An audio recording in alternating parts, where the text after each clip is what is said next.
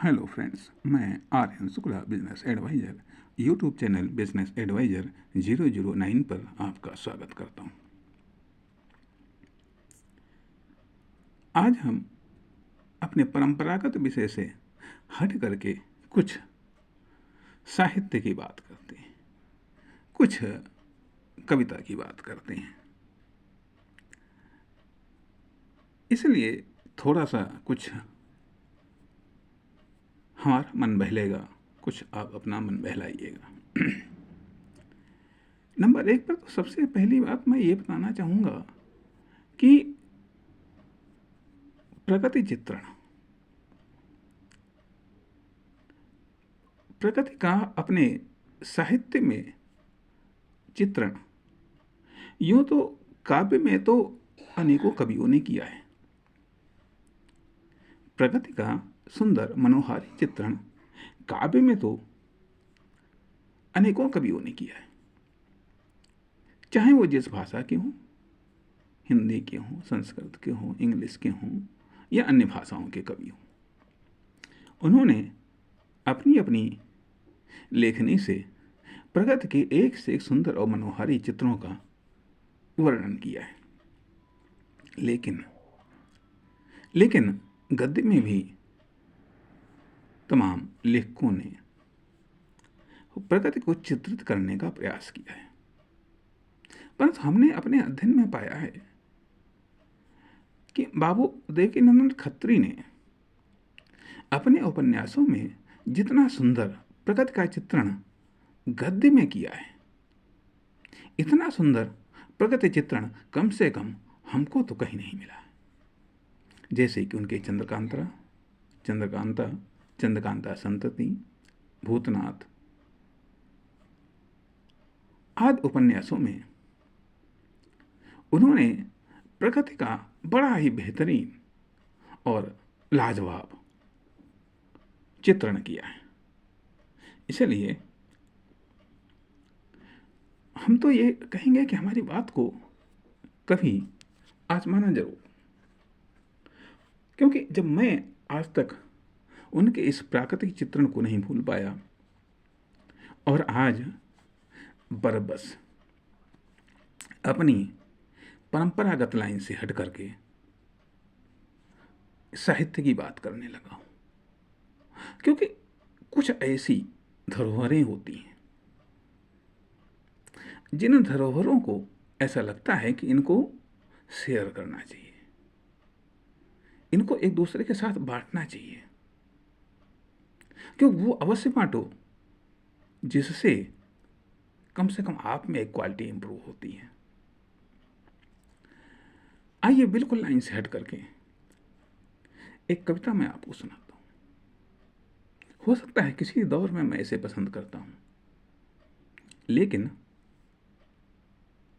आज मैं इसे पसंद नहीं करता, क्योंकि ये एक निराशा से भरी हुई कविता है, दुखी जीवन को अभिव्यक्त करने वाली कविता है। और शायद मैं ये समझता हूं कि करुण रस की सबसे बेहतरीन कविताओं में से एक कविता है। कम से कम मुझको तो ऐसा लगता है। अब आपको कैसा लगता है ये तो आप सुनने के बाद ही आप बता सकते हैं।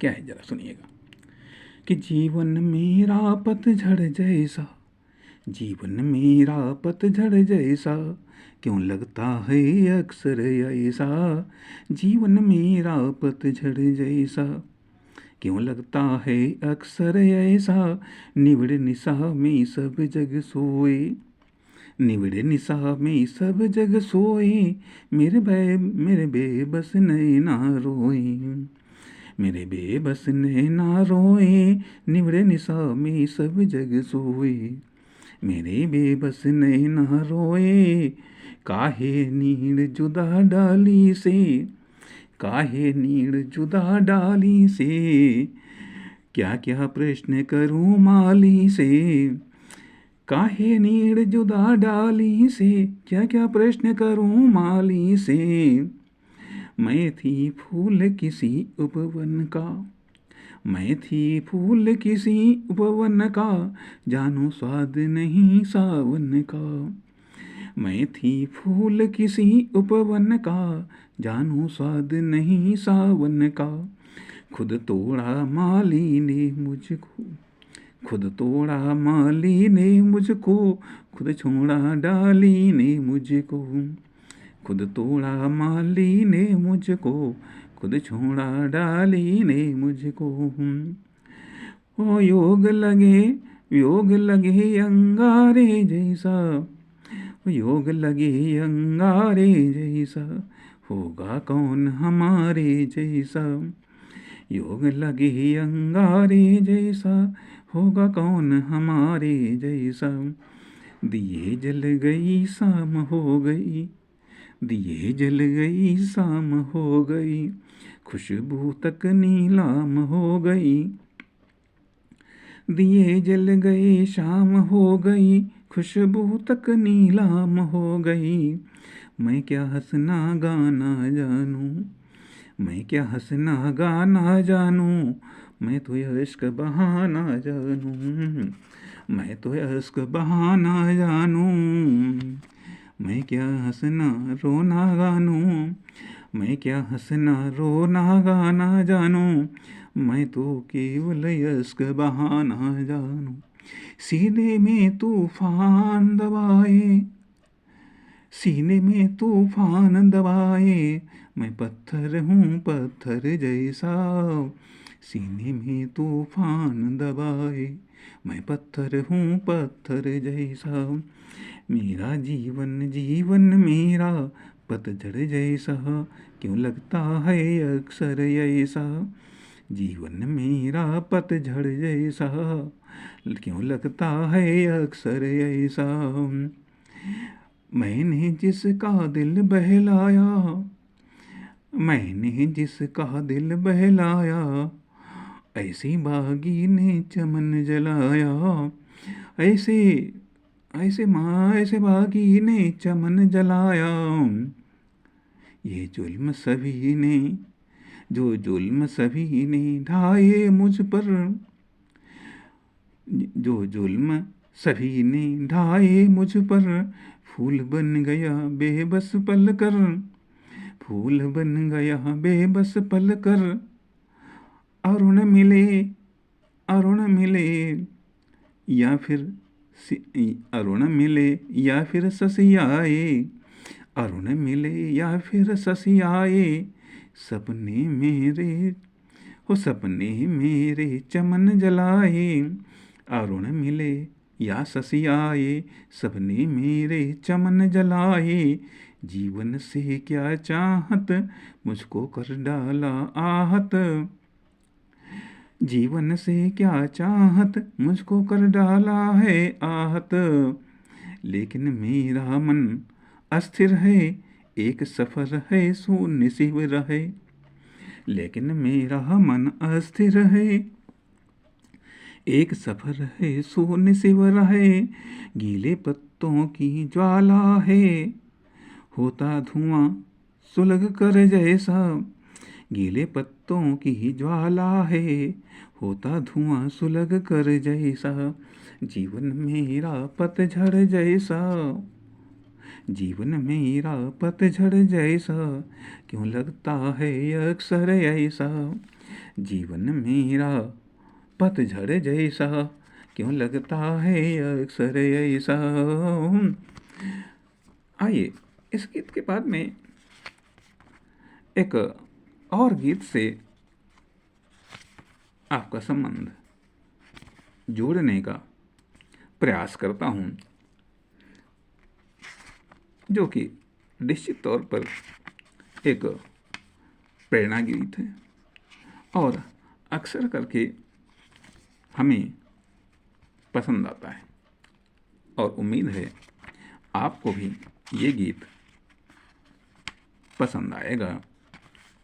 और अक्सर करके आपने सुना होगा और हर मोटिवेशनल स्पीकर के द्वारा ज़रूर सुना होगा, जिसने इसका उदाहरण दिया होगा।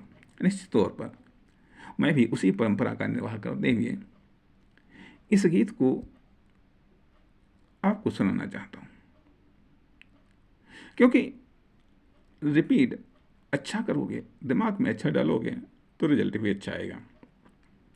कि लहरों से डर कर नौका पार नहीं होती है, लहरों से डर कर नौका पार नहीं होती है, कोशिश करने वालों की हार नहीं होती है, कोशिश करने वालों की हार नहीं होती है, मन का भी श्वास रगों में साहस भरता है, मन का भी श्वास रगों में साहस भरता है, चढ़कर गिरना गिर कर चढ़ना उसे न अखरता है, चढ़कर गिरना गिर कर चढ़ना उसे न अखरता है, नन्ही चींटी जब दाना लेकर चढ़ती है, नन्ही चींटी जब दाना लेकर चढ़ती है, चढ़ती दीवारों पर 100 बार फिसलती है, चढ़ती दीवारों पर 100 बार फिसलती है, आखिर उसकी मेहनत बेकार नहीं होती है,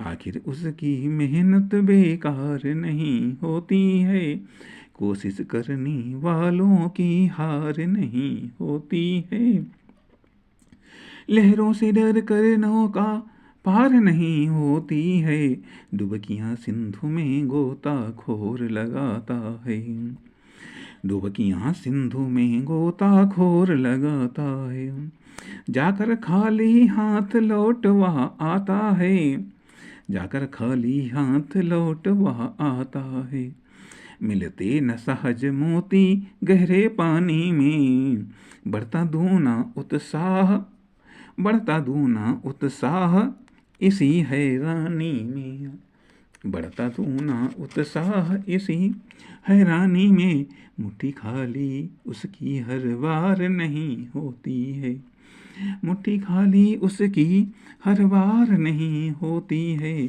कोशिश करने वालों की हार नहीं होती है, लहरों से डर कर नौका पार नहीं होती है, कोशिश करने वालों की हार नहीं होती है, असफलता एक चुनौती है स्वीकार करो, असफलता एक चुनौती है स्वीकार करो, क्या कमी रह गई देखो और सुधार करो, क्या कमी रह गई देखो और सुधार करो, जब तक न सफलता है नींद चैन को त्यागो तुम, कुछ किए बिना जैसा कार नहीं होती, कोशिश करने वालों की हार नहीं होती है, कोशिश करने वालों की हार नहीं होती है। अंत में केवल इस वाक्य के साथ अपनी बात को समाप्त करता हूँ कि भाग्य पुरुषार्थ का अनुसरण करता है, भाग्य पुरुषार्थ का अनुसरण करता है, जो होना होगा यह पुरुषार्थहीन कथन है। किसी महान कवि की ये पंक्तियां हैं कि जो होना होगा वह होगा, यह पुरुषार्थहीन कथन है, हम जो चाहेंगे वह होगा, इन शब्दों में जीवन है, हम जो चाहेंगे वह होगा, इन शब्दों में जीवन है। क्यों? क्योंकि साहित्य हमें प्रेरणा देता है, साहित्य हमें प्रेरणा देता है, साहित्य हमें सृजन के लिए ताकत देता है। इसलिए किसी ने कहा है, बिल्कुल सत्य कहा है, और हर बड़े से बिजनेस, हर बड़े से बड़ा बिजनेस मैन साहित्य का प्रेमी रहा है, चाहे वह पढ़ने का हो, चाहे वह लिखने का हो, और चाहे वह कहने का हो। इसलिए एक बार फिर से कि जो होना होगा वह होगा, यह पुरुषार्थहीन कथन है, हम जो चाहेंगे वह होगा, इन शब्दों में जीवन है। जय हिंद, जय भारत।